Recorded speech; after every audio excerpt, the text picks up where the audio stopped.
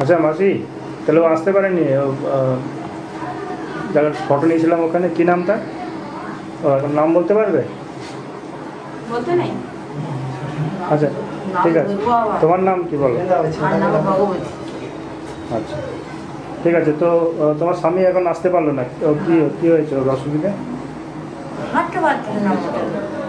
হাঁটতে পারছে না? খাওয়া দাওয়া করছে? ওই এক বেলা খায়, আর এক বেলা খায় না, খাওয়ার রুচি নেই। খাওয়ার রুচি নেই, তাহলে এগুলো নিয়ে পায়খানা করে বলতাম করে ওই জন্য খাওয়াতে দিয়ে। আচ্ছা আচ্ছা, তোমার খাওয়া দাওয়া কি হচ্ছে? আমার এই খাওয়া দাওয়া হচ্ছে। বাড়িতে কে আছে? ছেলে আছে? ওই ছেলে ওই তো ও যে এসেছিল, কি করে না? না কি করে? ওই আমাদের একটা বেসরকারি কলেজে একজনের একটা হোটেল কোনা করেছে তার কাছে। তো মাসে কত পায় ও?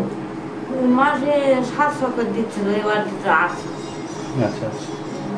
সংসার চলে পুরো ওই ওই যা করে তুমি জলামান করছি খাই, মানে ওই যে ছেলে যা ইনকাম করে তাতেই চলে, যা রোজগার করে।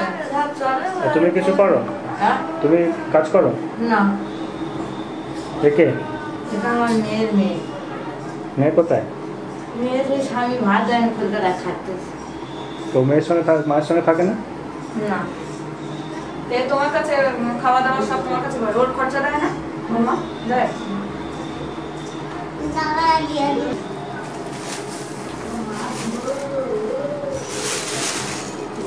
আলু দিল,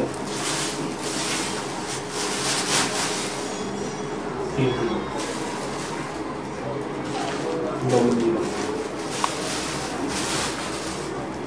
ছাতু দিল, ডাল দিল, মশলা দিলাম, চিনি দিলাম, সবাই দিলাম। আটাটাকে উল্টে দিল, আটা দিলাম,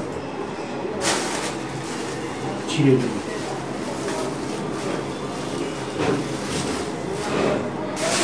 সোয়াবিন দিলাম,